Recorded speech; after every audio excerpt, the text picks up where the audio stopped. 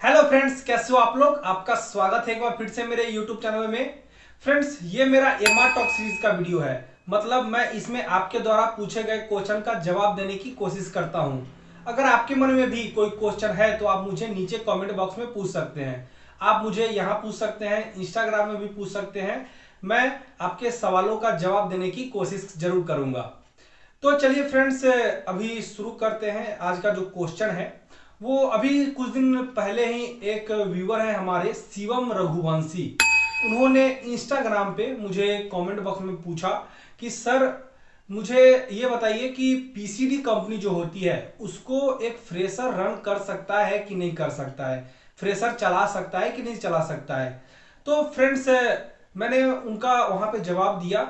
और ये जो टॉपिक है वो इस टॉपिक को मैंने अभी तक अपने चैनल पे कभी बताया नहीं है, क्योंकि मेरा जो उद्देश्य अभी तक था वो ये कि आपको एक मेडिकल रिप्रेजेंटेटिव बनाना, एक सक्सेसफुल मेडिकल रिप्रेजेंटेटिव बनाना और एक सक्सेसफुल इंसान बनाने का था। तो ये क्वेश्चन आप लोगों ने पूछा है तो मेरा जो दायित्व बनता है आपके सवालों का जवाब देने का। तो ये जो क्वेश्चन है वो आपके ही इसी एमआर फील्ड से रिलेटेड है। तो आप वीडियो को पूरा लास्ट तक देखिए, और अगर चैनल को सब्सक्राइब नहीं किया है तो चैनल को सब्सक्राइब करके बेल आइकन को भी क्लिक कर लीजिए, ताकि जब भी मैं वीडियो को अपलोड करूं तो आपको उसका नोटिफिकेशन मिल जाए। तो पहले हम बात करते हैं कि शुरू से शुरू करते हैं, क्योंकि मैंने बताया कि ये जो पीसीडी के रिगार्डिंग मेरे चैनल पे पहला वीडियो है। तो मैं रघुवंशी जी, मैं पीसीडी के बारे में पूरी डिटेल्स में जानकारी दूंगा, जिसमें मैं आपके क्वेश्चन को कवर करने की भी कोशिश करूंगा। तो सबसे पहले प्रश्न आता है कि ये पीसीडी कंपनी होता क्या है, इसका क्या मतलब होता है। तो पीसीडी जो है ये एक शॉर्ट फॉर्म है। इसका पूरा जो फुल फॉर्म होता है वो प्रोपगेंडा कम डिस्ट्रीब्यूटर होता है, या दूसरे शब्दों में इसे हम फार्मा फ्रेंचाइजी बिजनेस भी कहते हैं। अब फ्रेंचाइजी शब्द आप लोगों ने इससे पहले जरूर कहीं ना कहीं सुना होगा। क्या होता है कि जो बड़ी बड़ी कंपनियां होती है, मान लो कहीं चल रही है, अपने इंडिया में ही चल रही है या फिर विदेश में ही चल रही है, तो वो कंपनी चाहती है कि अपने व्यापार का विस्तार करूं, है ना, मेरा जो व्यवसाय है वो हर जगह पे पहुंचे। तो वो क्या करती है कि या तो अपने ब्रांचेस खोलती है, नहीं तो उसको फ्रेंचाइजी देती है लोगों को।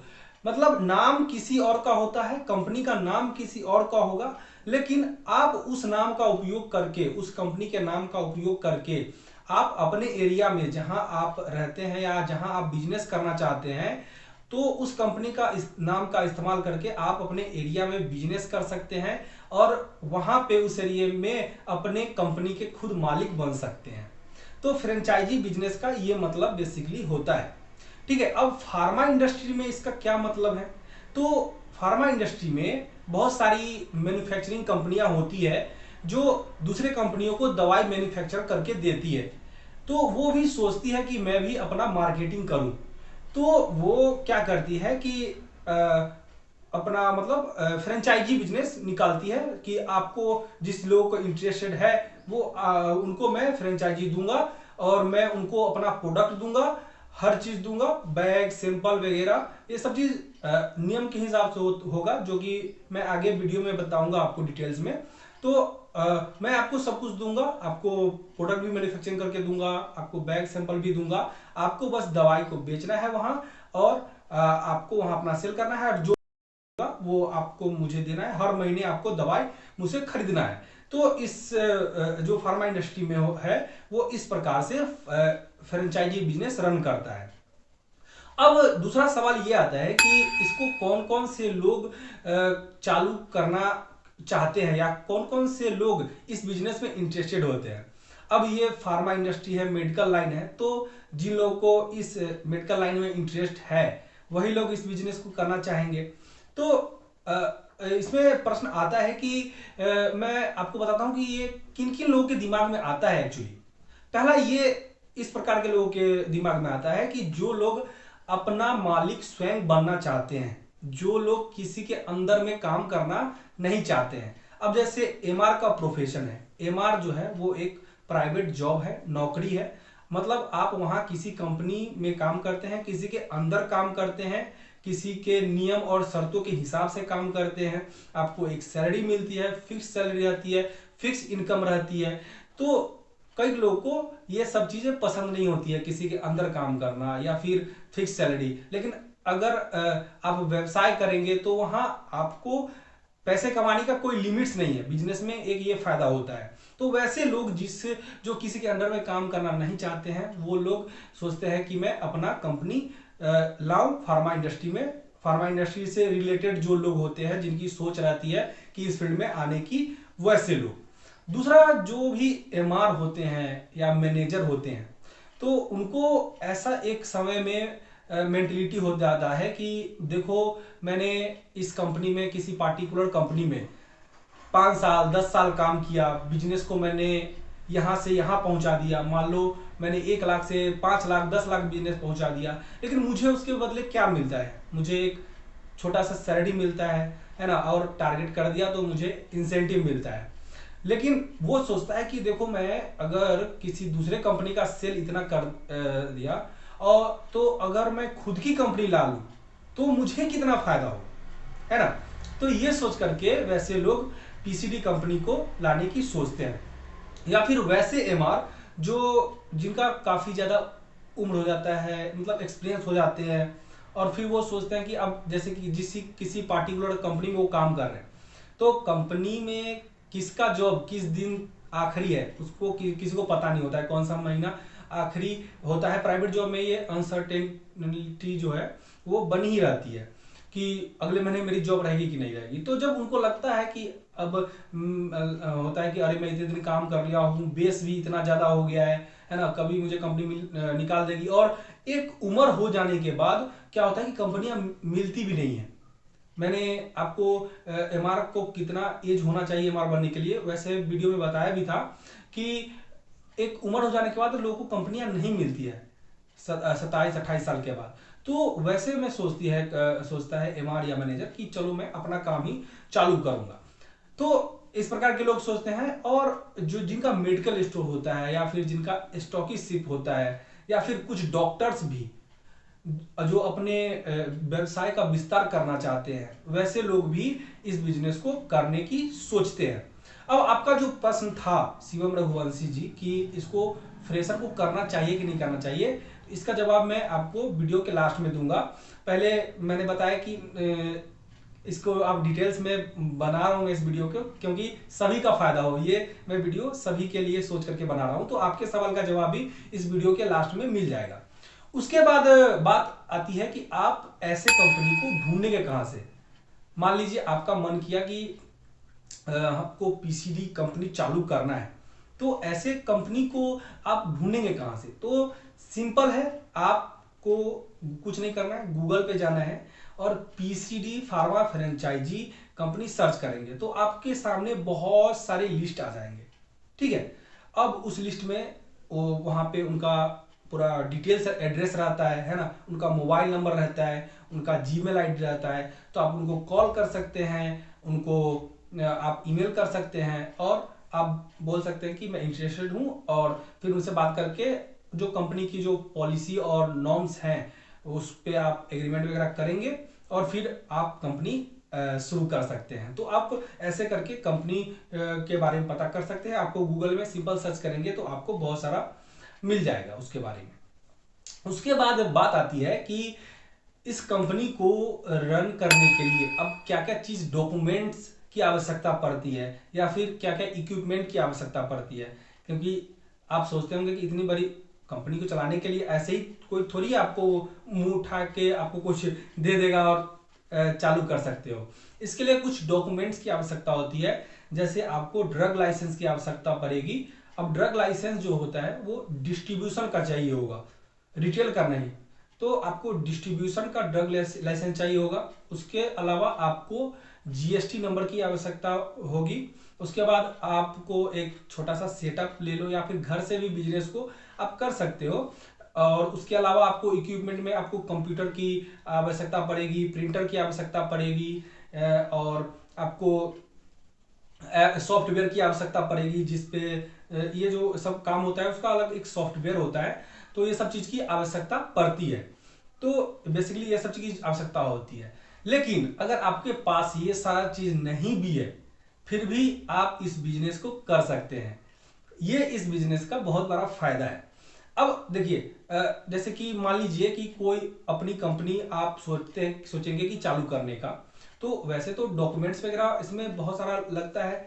लेकिन अगर ये तो हो गया फ्रेंचाइजी की बात, लेकिन अगर आप मान लो कि कोई अपनी कंपनी अपने नाम से रजिस्टर करके चलाना चाहते हो, तो उसके लिए क्या होता है कि बहुत सारा पैसे की आवश्यकता होती है ना।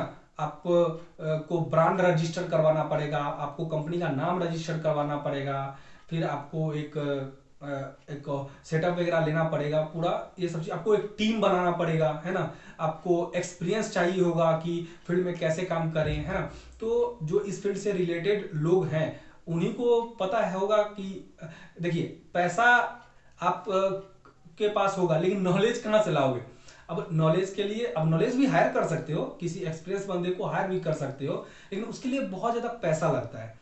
या फिर अगर कोई सोचता है कि मैं खुद की मैन्युफैक्चरिंग प्लांट लगाऊं, खुद के मार्केटिंग करूं, तो उसके लिए और ज्यादा पैसा लगता है। तो पीसीडी जो कंपनी होती है ना, वो एक ऐसा अवसर प्रदान करती है कि आपके पास भले ही कोई डॉक्यूमेंट्स है चाहे नहीं है, आपको क्या बोलते हैं कि आपको कोई इक्विपमेंट वगैरह जो आपको सेटअप वगैरह ये सब चीज है कि नहीं है, आपके पास ज्यादा पैसे है कि नहीं है, तो इन सब चीजों से आजादी के परे आपको ये एक अपॉर्चुनिटी देता है कि आपको डॉक्यूमेंट्स नहीं है, ड्रग लाइसेंस नहीं है, फिर भी आप बिजनेस कर सकते हैं, आपके पास ज्यादा पैसा नहीं है तो भी आप कर सकते हैं। तो इसलिए पीसीडी कंपनी का इतना ज्यादा चलन है कि इसको कम पैसे में भी आप शुरुआत कर सकते हैं, 20-25 हजार से भी शुरू कर सकते हैं। मिनिमम से मिनिमम पैसे से ही शुरुआत करने का सोचे। तो मैं बात कर रहा था कि डॉक्यूमेंट्स के बारे में कि आपको ड्रग लाइसेंस और जीएसटी नंबर वगैरह भी नहीं भी है तो भी आप इस काम को शुरू कर सकते हैं। तो आप कैसे करेंगे, तो उसके लिए क्या होता है, ड्रग लाइसेंस डिस्ट्रीब्यूशन का होता है स्टॉकिस्ट के पास।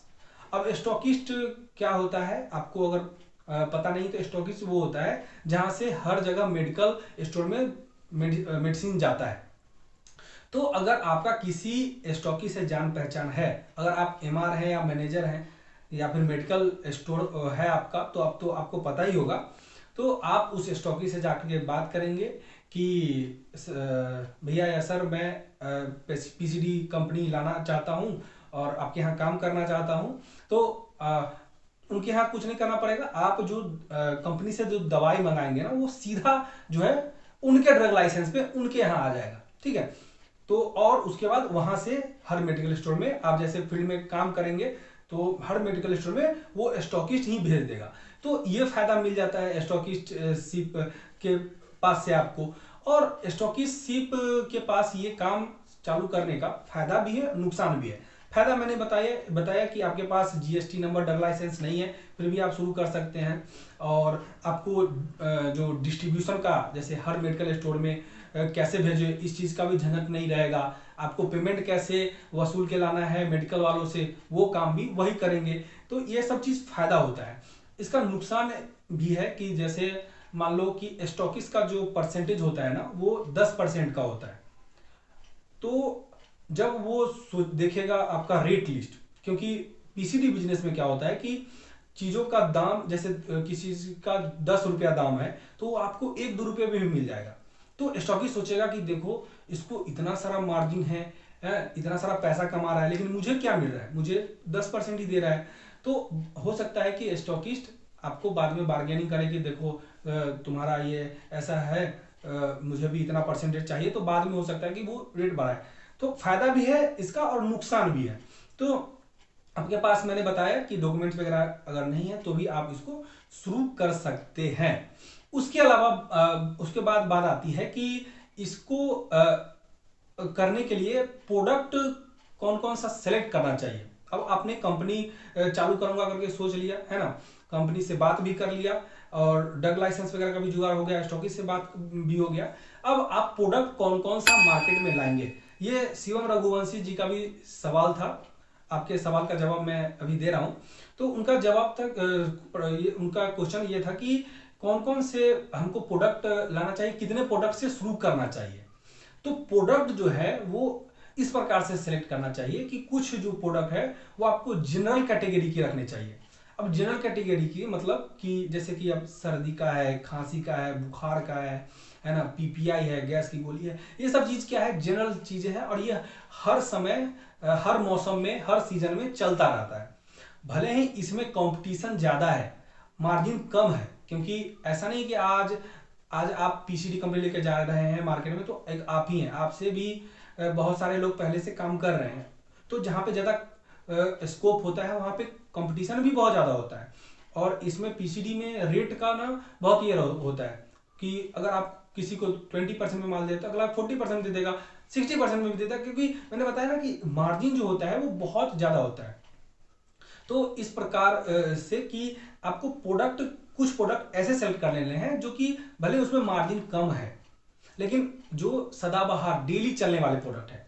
अब जैसे पारासीटामोल है ना, रेमिप्राजोल, पेंटोप्राजोल है, ये सब चीजें, दर्द की गोली है, बुखार ये क्या बोलते हैं इसको, मल्टीविटामिन है, आयरन सिरप है, ये सब चीज ऐसी चीजें प्रोडक्ट हैं जो आपको डेली चलते हैं। तो ये आपका एक बेस जो है वो कायम रखेगा, है ना, ये आपके बिजनेस को एकदम बैलेंस करके रखेगा कि आपका बिजनेस रन करता रहेगा, आपका ये बेस है ना। अब उसके अलावा कुछ ऐसे प्रोडक्ट्स लाने चाहिए, सेलेक्ट करने चाहिए जो मार्केट में उस मॉलिक्यूल का यूनिक चीजें, है ना, जैसे कि कुछ यूनिक बीमारियां होती है, जैसे कि सेक्सुअल डिस्फंक्शन, है ना, स्किन का होता है, डायबिटीज का होता है ना, हार्मोन वगैरह का होता है। तो कुछ सेलेक्टिव प्रोडक्ट्स, है ना, इस टाइप के प्रोडक्ट आपको सिलेक्ट करने चाहिए। तो जो जनरल प्रोडक्ट्स होंगे वो आपको जनरल डॉक्टर्स के पास और डेली चलने में मदद करेगा। लेकिन जो बाकी जो प्रोडक्ट्स हैं, जैसे कि मैंने स्किन का बताया, तो ये सीजनल प्रोडक्ट है, तो जब सीजन आएगा, जैसे गर्मियों में इन सब चीज़ों की ज़्यादा समस्या होती है, तो इसके लिए डायबिटीज़ वाले प्रोडक्ट हैं, तो वो आप कोई कुछ सिलेक्टिव डॉक्टर होते हैं वो ऐसे करते हैं। तो आपको कुछ जनरल प्रोडक्ट्स रखो और कुछ यूनिक प्रोडक्ट्स रखो, है ना। जो जनरल प्रोडक्ट्स होगा वो आपके बिजनेस को एकदम मेंटेन करके रखेगा, और जो बाकी के जो स्पेशलिटीज प्रोडक्ट्स वगैरह हैं जिनका ग्रोथ है अभी के समय में, तो जैसे डायबिटीज वगैरह को अभी बहुत ज्यादा देखने को मिलता है ना, ये मेल इनफर्टिलिटी, फीमेल इनफर्टिलिटी वगैरह जो प्रोडक्ट्स हैं, या फिर आप रिसर्च करेंगे, आपको हर डाटा मिल जाएगा रिसर्च करने से, तो उस टाइप के यूनिक प्रोडक्ट्स भी आपको रखना चाहिए। तो प्रोडक्ट का आपने डिसाइड कर लिया कि आपको किस टाइप के प्रोडक्ट्स लाना चाहिए। उसके अलावा अब आपको डॉक्टर किस टाइप के सिलेक्ट करने चाहिए। अब डॉक्टर, जैसे कि आप जिस भी हेडक्वार्टर में काम करेंगे, डॉक्टर तो बहुत सारे हैं, 1000, 2000, 5000 होते हैं, लेकिन आपके काम का डॉक्टर कौन सा है ना। कस्टमर आपको सही चुनना पड़ेगा। अगर कस्टमर आप गलत जगह पे बेचने चले गए, अब जैसे मान लो मैं यूँ बताता हूँ, जैसे डायपर है, अब डायपर की आवश्यकता बच्चों को होती है, तो आप वैसे मतलब पेरेंट्स को ढूंढेंगे ना जिनके पास बच्चे हैं, वैसे कस्टमर को टारगेट करेंगे। तो आपका जो प्रोडक्ट का सिलेक्शन है, जैसे कि अब गायनिक से रिलेटेड प्रोडक्ट है, जैसे इनफर्टिलिटी के रिलेटेड प्रोडक्ट है, प्रेगनेंसी से रिलेटेड है, तो आप गायनेकोलॉजिस्ट को करोगे। डायबिटीज का है तो जो मधुमेह वाले जो डॉक्टर होते हैं उनको सेलेक्ट करोगे। तो आपको डॉक्टर का सिलेक्शन आपके प्रोडक्ट के हिसाब से होना चाहिए। आपने, जैसे मैंने बताया कि आपको कुछ जनरल प्रोडक्ट्स रखने चाहिए, तो जनरल प्रोडक्ट्स के लिए जनरल डॉक्टर जो जीपी डॉक्टर होता है। अब डॉक्टर कितने प्रकार के होते हैं, अगर आपको नहीं पता है कौन कौन से डॉक्टर होते हैं, कितने तरह के डॉक्टर होते हैं, तो उसके ऊपर मैंने अपने चैनल पे सेपरेट वीडियो बना करके रखा हुआ है। आप वो वीडियो जाकर के देख सकते हैं कि डॉक्टर फार्मा इंडस्ट्री में कितने प्रकार के होते हैं, मेडिकल लाइन में कितने प्रकार के डॉक्टर होते हैं, आपको सारा डिटेल्स मिल जाएगा। उस वीडियो का लिंक मैं आई बटन में या डिस्क्रिप्शन में दे दूंगा। ये वीडियो देखने के बाद आप जाकर के देख लेना। तो प्रोडक्ट, डॉक्टर का सिलेक्शन जो है वो आपके प्रोडक्ट के हिसाब से होना चाहिए कि आपका किस टाइप का प्रोडक्ट है। जनरल प्रोडक्ट है तो आप जनरल डॉक्टर्स रखिए, और अगर आपने जो कुछ स्पेशलिटी प्रोडक्ट रखा है, जैसे स्किन का प्रोडक्ट रखा है, तो स्किन के डॉक्टर भी आप सेलेक्ट करिए, है ना। आप अगर गायनेकोलॉजिस्ट टाइप से प्रोडक्ट रखे हैं तो आपको गायनिक डॉक्टर को सिलेक्ट कीजिए। आप बच्चे के प्रोडक्ट सेलेक्ट किए हो तो बच्चे के डॉक्टर को सिलेक्ट कीजिए। तो इस प्रकार से डॉक्टर का सिलेक्शन करना चाहिए। उसके बाद उन्होंने क्वेश्चन पूछा कि सर ये उन्हीं का क्वेश्चन था शिवम रघुवंशी जी का कि सर डॉक्टर को एक्टिविटी कैसे करे या फिर डॉक्टर को कितना परसेंट दे। तो इसका जवाब मैं आपको एक ही दूंगा कि देखिए, डॉक्टर जो होते हैं वो हमारी सोसाइटी के बहुत ही रिस्पेक्टफुल आदमी हैं। डॉक्टर को हमारे समाज में भगवान का दर्जा दिया जाता है। तो ये सब चीज़ें मैं आपको पब्लिकली यहाँ पे अभी नहीं बताऊंगा। बाकी मैं आपको इतना जरूर बता सकता हूँ कि डॉक्टर से अपना प्रोडक्ट आप कैसे लिखवा सकते हैं, डॉक्टर से प्रिस्क्रिप्शन कैसे ले सकते हैं, डॉक्टर से रिलेशन कैसे बना सकते हैं।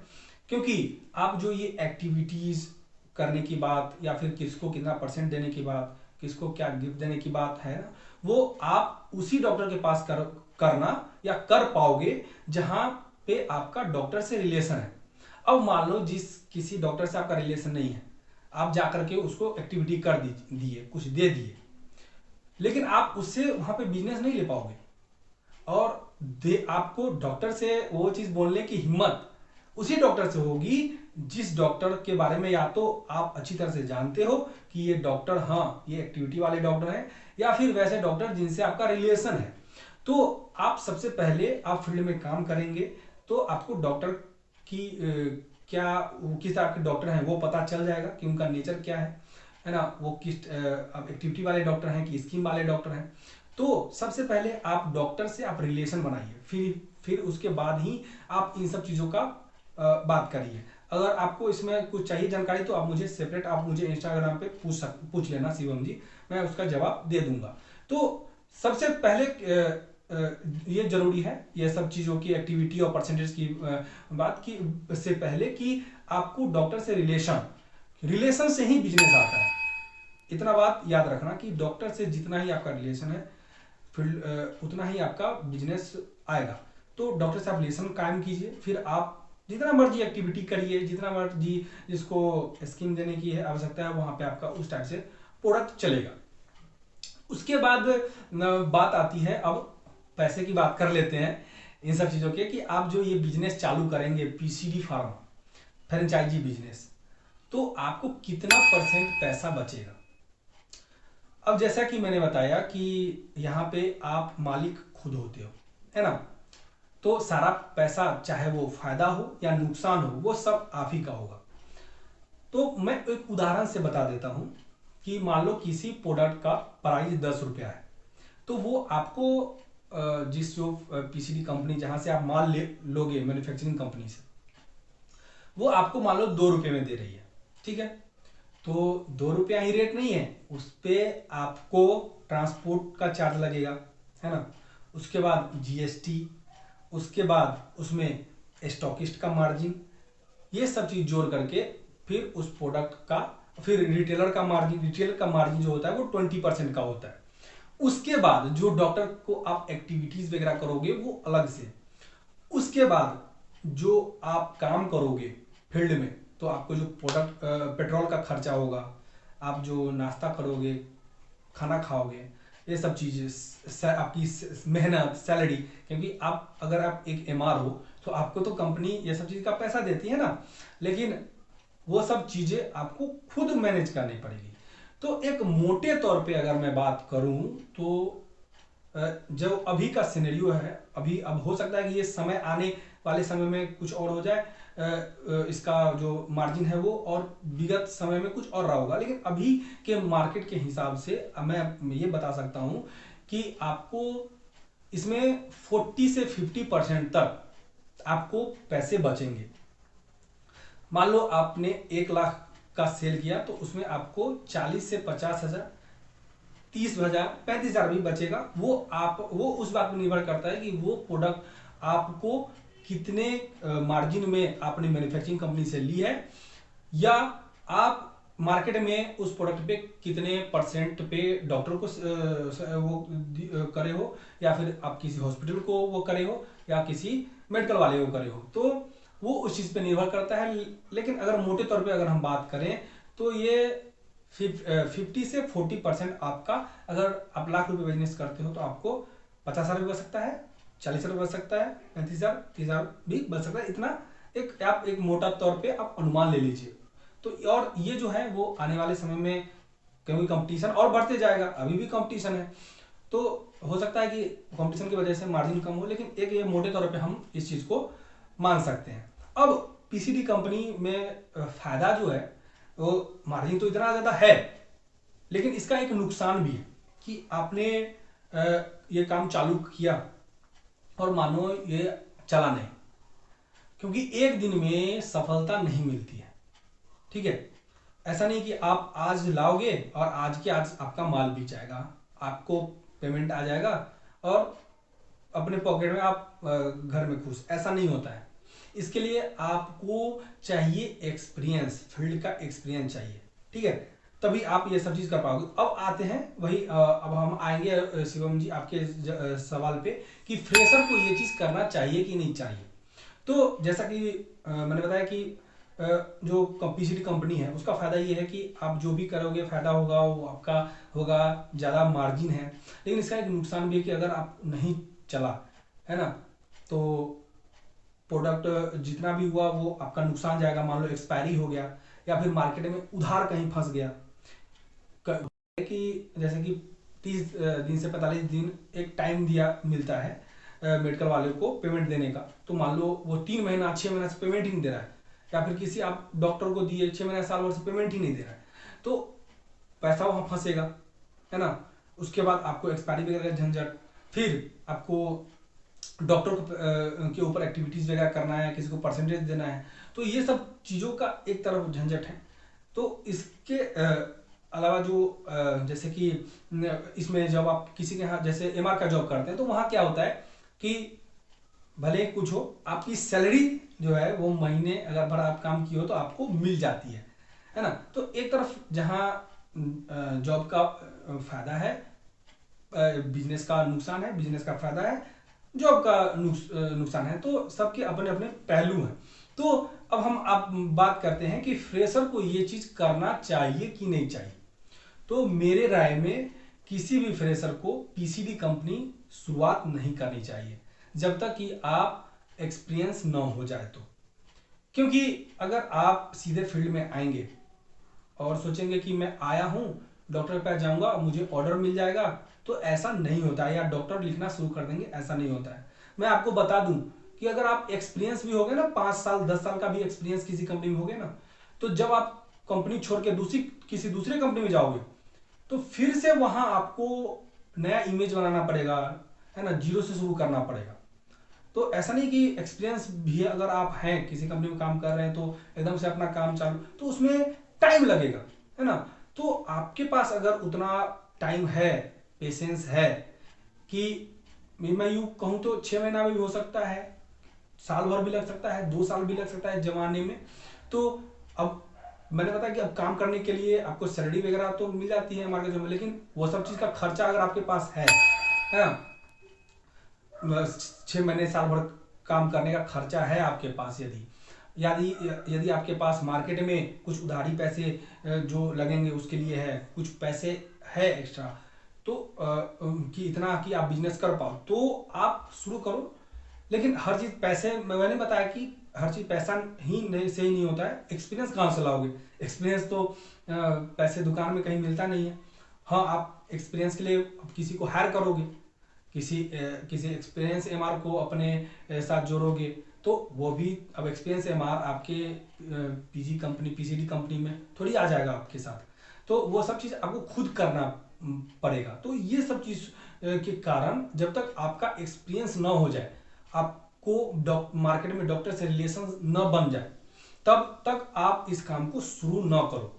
क्योंकि आप शुरू करोगे 3-6 महीना आपका पैसा फंसेगा, फिर पैसे नहीं आएंगे मार्केट से, डॉक्टर प्रोडक्ट लिखना शुरू नहीं करेंगे, फिर क्या होता है पीसीडी कंपनी का प्रेशर आने लगा। क्योंकि ऐसा नहीं कि एक बार दवाई कंपनी दे दी पीसीडी जहां से आप दवाई मंगवाए हो मैन्युफैक्चरिंग कंपनी से और हो गया, ऐसा नहीं। वो आपको प्रेशर, अब अगला प्रेशर आएगा ऊपर से कि आप अगला ऑर्डर कब दे रहे हो, है ना।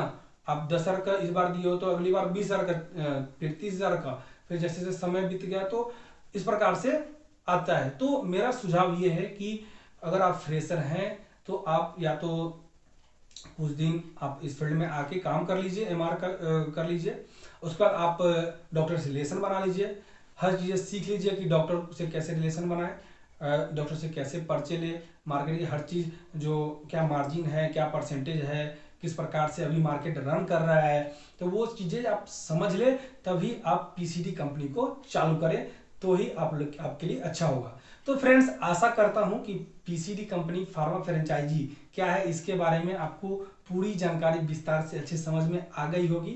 अगर वीडियो अच्छा लगा हो तो प्लीज़ एक लाइक कर देना, और अगर चैनल को सब्सक्राइब नहीं किया है तो चैनल को सब्सक्राइब करके बेल आइकन को भी क्लिक कर लेना, ताकि जब भी मैं वीडियो को अपलोड करूं तो आपको उसका नोटिफिकेशन मिल जाए। और अगर आपको कोई क्वेश्चन है अभी भी इतना सारा चीज़ बताने के बाद पीसीडी कंपनी के रिगार्डिंग या फिर एमआर जॉब के रिगार्डिंग, तो आप मुझे नीचे कमेंट बॉक्स में पूछ सकते हैं। तब तक के लिए इतना ही। जय हिंद, जय भारत।